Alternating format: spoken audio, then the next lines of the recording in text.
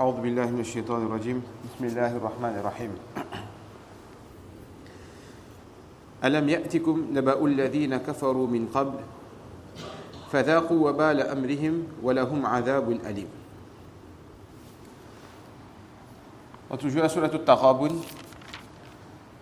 Donc Allah subhanahu wa ta'ala, au début de cette sourate, Allah subhanahu wa ta'ala a parlé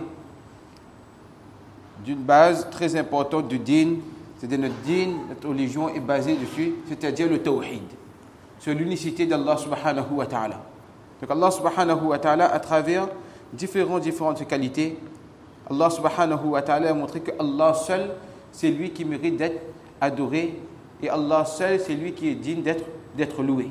Parce qu'à lui appartient la royauté, Allah il a le pouvoir sur toutes choses.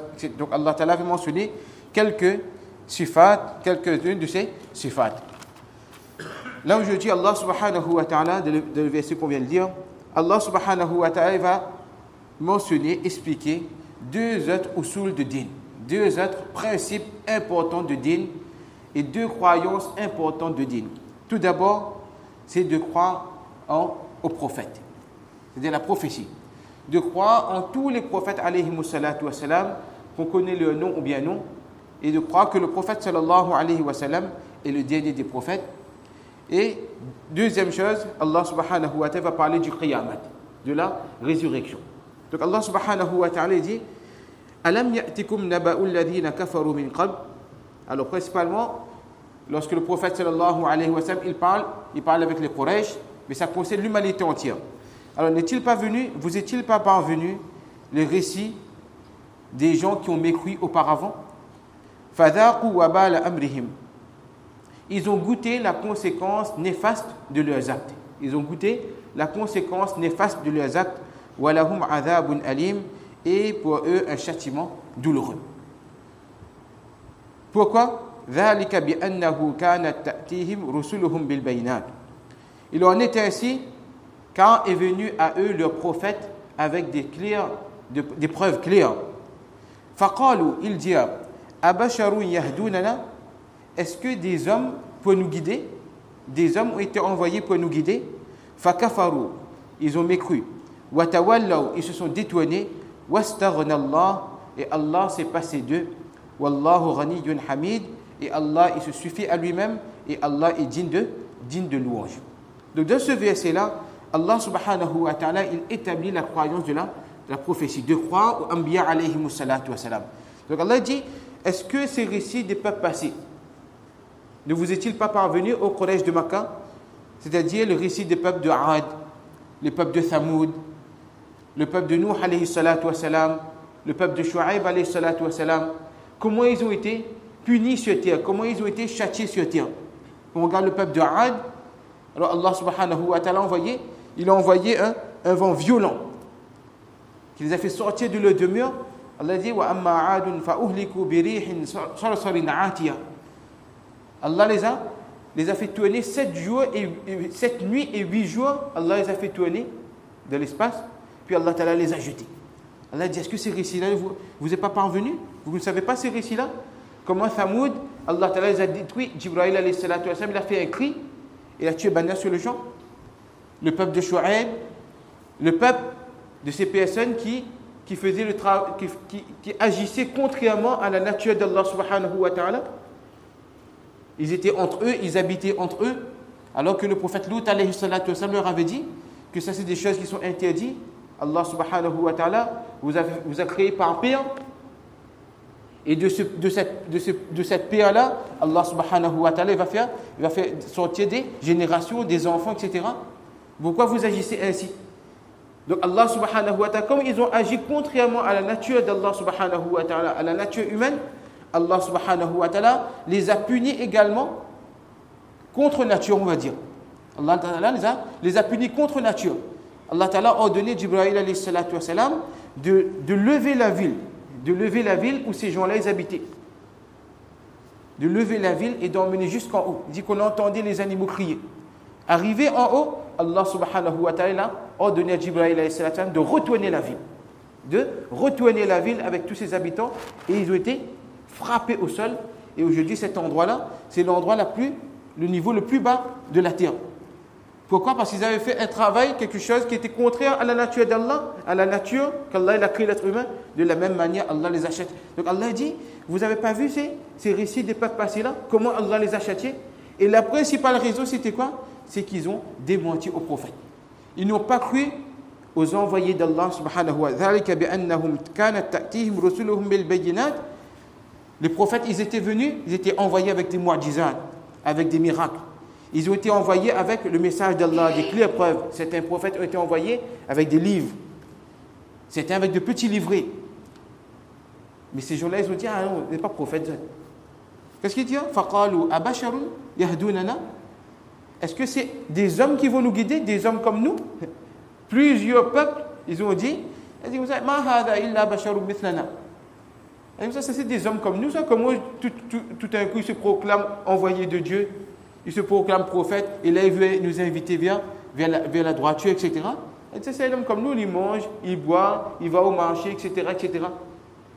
Donc beaucoup de peuples, ils ont mécru à cause de ça. Comment un homme il peut être prophète? Ou bien comment un prophète il peut être un homme? Donc Allah subhanahu wa ta'ala, dans d'autres versets, Allah dit, mais justement, on a fait prophète homme exprès, comme ça vous pouvez comprendre son message. Vous côtoyez cette personne, vous voyez les qualités de cette personne. Vous voyez les qualités de ce prophète. Ce prophète-là, il va se marier, il aura des enfants. Ce prophète-là, il travaille. Vous également, dans votre vie de tous les jours, alors ce prophète, il est là pour vous montrer dans tous les aspects de votre vie comment obéir à Allah subhanahu wa ta'ala et comment avoir cette réussite complète. Donc Allah, il a envoyé le prophète homme justement pour qu'il réussisse et ils ont pris ça comme une objection. Ils ont pris ça comme une barrière. Allah subhanahu wa ta'ala dit que si on envoyait un ange pour vous indiquer la droite, mais cet ange-là était sous forme humaine même. Parce que sinon l'objection reste la même chose. Si c'était un ange qui venait, qu'est-ce que vous aurez dit? Elle dit, ça c'est un ange, nous on est des hommes, comment on va comprendre le message d'un ange? Bon, c'était le même problème. Donc c'est pour ça, les ulama nous disent que concernant nos ulama, concernant nos mashayikh également, alors Shaitan, il nous détourne de cette manière. Il dit, regardez la spiritualité d'une personne. Regardez ce qu'on peut prendre de positif chez nos mashayikh, nos akabir, nos ulama, nos savants. Il dit, parce que si on va regarder le côté humain de cette personne, si on va entrer dans sa vie privée, automatiquement, Shaitan, il va nous faire voir des choses qui seront des obstacles pour nous à notre progression spirituelle. À notre progression spirituelle. C'est pour ça que Mawlana Hakim Akhtar, rahmatullahi alayhi, il a mentionné deux récits. Un récit, c'est, une fois, à une certaine époque, il y avait une personne qui était très connue pour être un ami d'Allah. C'était un grand cheikh. Beaucoup de personnes venaient profiter de ce cheikh-là. Alors une personne qui habitait très loin de la ville, lui aussi il a entendu parler de ce cheikh-là. Alors il a entrepris un voyage qui était très difficile à l'époque. Alors il a voyagé et il est venu dans la compagnie de ce cheikh-là. Mais lorsqu'il est arrivé, il a vu que ce cheikh-là, il est assis sur un joli moussalla, vêtements bien propres, et il est en train de manger des fruits secs qui étaient très coûteux, pistons, etc., etc. Alors cette personne, tout de suite, il a fait demi-tour et il est rentré chez lui. Il est rentré chez lui. Alors les gens de l'endroit disent, alors le parti va aller, alors comment il a profité qu'on l'a entendu? Elle dit, elle dit, c'est pas un vrai cheikh ça. Elle dit, ah bon, elle a dit comment? Elle dit, je suis parti là-bas, et quand je suis arrivé, j'ai vu qu'il est en train de manger des choses qui est très coûteux, il est sur un moussalla très joli, etc. Elle dit, c'est pas un cheikh ça. Elle dit, ah bon, elle dit, pourquoi? Pourquoi vous aussi pas un cheikh? Elle dit, un cheikh, normalement, c'est quelqu'un il s'est tellement abstenu de ce bas monde que c'est un moulin sec, il est assis sur béton à terre, il mange des choses que vraiment de pain sec, etc. Alors les gens te disent ça, Shaitan t'a détourné. Shaitan t'a détourné pour te faire perdre un plus grand profit. Qu'est-ce que Shaitan il a mis devant toi? Shaitan il a mis devant toi son côté humain, que c'est un être humain, il a besoin de manger. Et deuxième récit, après on va dire le récit. Deuxième récit, comme Al-Hakim Akhtar il raconte, il dit comme ça qu'une fois, il y avait un cheikh, son élève a voyagé avec lui. Alors ce cheikh-là, il était sollicité partout à faire des programmes, etc. Des gens venaient poser des questions, etc. Jusqu'à tard le soir, il faisait des programmes. Donc, après le programme du soir, ils ont pris le train pour aller à un autre endroit. Donc, ils ont voyagé. Donc, le cheikh était très fatigué. Donc, dans la nuit, l'élève, lui, s'est réveillé pour la salat de tahajjud. L'élève, lui, s'est réveillé pour la salat de tahajjud. Mais le cheikh, lui, il est resté endormi. Il ne s'est pas réveillé pour la salat de tahajjud. Arrivé le matin, alors l'élève, il a eu cette mauvaise pensée. Il a dit comme ça, tu bien fait compte, ma fille dépasse le cheikh, non? J'ai déjà dépassé le cheikh. Il a dit, regarde ça, à moi, m'a levé pour tahajjud. Et lui, il ne s'est pas réveillé pour la salat de tahajjud. Donc, qu'est-ce qu'il a dit le cheikh? Il a dit, bon, maintenant c'est bon, j'ai bien profité, maintenant je te quitte, je pars. Marquis Martin Rahmatullah Ali raconte, par rapport à ces deux récits-là, il dit comme ça que Shaitan, il utilise des fois notre attention vers le côté humain d'une personne, du côté humain envers les ulama, envers les mashayikh, pour nous faire perdre de profit spirituel. Pour nous faire perdre le profit spirituel. Alors que la personne qui est reliée avec Allah, les héritiers des Anbiya alayhimu salatu wassalam, les personnes qui ont la connaissance du Coran et de la Sunna. Et comme ça, même le sommeil peut-être est meilleur qu'une personne ces 2 rakats. Pourquoi? Il donne un exemple. Il dit comme ça que lorsqu'on emploie un menuisier, alors ce menuisier-là, il est en train de travailler, et pendant qu'il est en train de travailler, maintenant son ciseau à bois ne coupe plus. Son ciseau à bois ne coupe plus. Alors qu'est-ce qu'il fait? Il va aiguiser son ciseau à bois. Ou bien un maçon, il est en train de travailler, et là il s'assoit pour boire de l'eau. Il transpire, il a travaillé pendant des heures, là il a soif, il boit de l'eau. Elle dit comme ça, cette personne qu'on a employée, que ce soit le maçon ou bien le menuisier là, lorsqu'il est en train d'aiguiser son ciseau là, est-ce qu'on va dire, 10 minutes où il aiguise le ciseau? Elle dit comme ça, mais il ne me paye pas aux 10 minutes. Et ça fait partie, au contraire, il est en train d'aiguiser son ciseau justement pour mieux faire ton travail. Il est en train de boire de l'eau, il est en train de prendre des forces justement pour mieux faire ton travail de maçonnerie. De la même manière, les amis d'Allah subhanahu wa ta'ala, lorsqu'ils prennent leur repas, lorsqu'ils dorment, etc., en réalité, ils sont en train de prendre des forces justement pour faire davantage l'adoration d'Allah, pour avoir plus de force pour établir le din d'Allah subhanahu wa ta'ala. Donc, ceux qui sont récompensés par Allah pour leur sommeil, pour leur nourriture, etc. Maintenant, si nous, on va regarder ce côté humain, que lui, il est en train de manger telle chose, regarde sa maison, qu'est-ce qu'il fait comme travail, on commence à rentrer dans sa vie personnelle, sa vie privée. Regarde tel message dans quelle voiture il roule, regarde une villa, etc., etc. Le Shaitan va mettre ça devant nos yeux pour nous priver de la spiritualité de ses amis d'Allah subhanahu wa ta'ala. Donc, à l'époque, les peuples, exactement, ils avaient ce même comportement. Regardez les prophètes, ils partaient au marché, ils mangeaient, ils buvaient, ils avaient des femmes, etc. Alors le peuple a dit, ça peut être un prophète. Donc Allah dit que ça, c'était l'obstacle pour ces personnes. Donc Allah subhanahu wa ta'ala dit que ne soyez pas comme ces personnes-là. Parce que regardez, de par leur comportement, quel était leur résultat. Ils ont démenti le prophète, ils n'ont pas obéi au prophète. Regardez comment Allah subhanahu wa ta'ala les a châtiés. Deuxième grand usul, principe, ceux qui ont mécru, ils prétendent qu'ils ne seront jamais ressuscités. قل بلى وربي لتبعثن ثم لتنبؤن بما عملتم. Allah subhanahu wa ta'ala dit, mais si par mon Rabb, je jure par mon Seigneur que vous serez ressuscités et vous serez informés de ce que vous faisiez. De tout ce que vous faites sur terre, comment vous vous comportez sur terre, les bonnes ou les mauvaises actions que vous faisiez sur terre, Allah il vous informera de ce que vous faisiez sur terre. Et cette résurrection pour Allah est quelque chose de facile.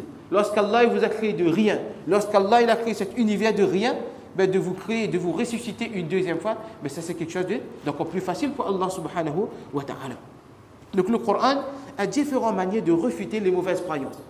Des fois, Allah subhanahu wa ta'ala amène des exemples. Les gens qui ne croient pas en l'au-delà, Allah subhanahu wa ta'ala, il donne des exemples. Allah dit, regarde la pluie quand il tombe, comment Allah ta'ala fait pousser la verdure. Donc de la même manière, Allah va ressusciter. Des fois, Allah subhanahu wa ta'ala, il refute juste l'objection que les Quraysh de Makkah, que les gens qui ont une mauvaise croyance, ils disent. Par exemple, ici, les gens ils ne croient pas qu'ils vont être ressuscités. Allah subhanahu wa ta'ala dit non. Dis maintenant que vous serez ressuscités. Parce que Allah subhanahu wa ta'ala, sa parole est véridique. Allah ta'ala, sa parole est véridique. Donc, dis maintenant seulement que vous serez ressuscités et que vous serez informés de ce que vous faites. Maintenant, le prophète, il vous a dit ça de la part d'Allah. Vous croyez ou vous ne croyez pas, demain, lorsque vous allez quitter ce monde, vous allez voir que tout cela va défiler devant vous. Donc, puis Allah subhanahu wa ta'ala dit, par la suite, Inch'Allah, la semaine prochaine, on va faire, lorsque Qiyamat est vrai, lorsque les Anbiya alayhimus salatu wa salam, ils sont véridiques, alors qu'est-ce que vous devez faire? Fa'aminu billahi wa rasulih. De croyez en Allah et à son prophète. Soumettez-vous, Allah subhanahu wa ta'ala vous accordera les bienfaits dans le akhirat. Et par contre, si vous tournez le dos, Allah subhanahu wa ta'ala va expliquer quel châtiment Allah subhanahu wa ta'ala vous donnera. Donc Allah ta'ala nous donne tawfiq, Inch'Allah, d'emmener en nous, de nous imprégner, Inch'Allah, du din d'Allah subhanahu wa ta'ala, et surtout, d'avoir du respect pour nos ulama kiram, pour nos savants, pour nos mashayikh. Ça, c'est quelque chose de très important, de respecter nos ulama, nos savants. Même si on voit quelque chose de négatif, nous, tout de suite, on détourne notre attention, on met sur quelque chose de positif. Les ulama disent, la personne qui a des objections, ou bien qui critique les savants, ou bien les amis d'Allah subhanahu wa ta'ala. Le prophète sallallahu alayhi wa sallam rapporte que Allah subhanahu wa ta'ala dit, celui qui cause du tort à un ami d'Allah, Allah, il déclare la guerre contre cette personne. Allah, il déclare la guerre contre cette personne. Donc chacun, il a une relation avec Allah. Allahu waliyyul ladina amanu. Chaque croyant, déjà, il est un ami d'Allah. Chaque croyant, il est un ami d'Allah, il se doit d'être respecté. Donc nous ne parlons plus maintenant ceux qui sont des mashayikh, ceux qui sont des ulama, qui ont l'héritage de Rasulullah sallallahu alayhi wa sallam, alors qu'on doit leur respecter. Donc Allah subhanahu wa ta'ala nous donne le tawfiq, Inch'Allah, de respecter les ulama, de respecter les savants. Wa akhiru da'wana, alhamdulillahi rabbil alamin.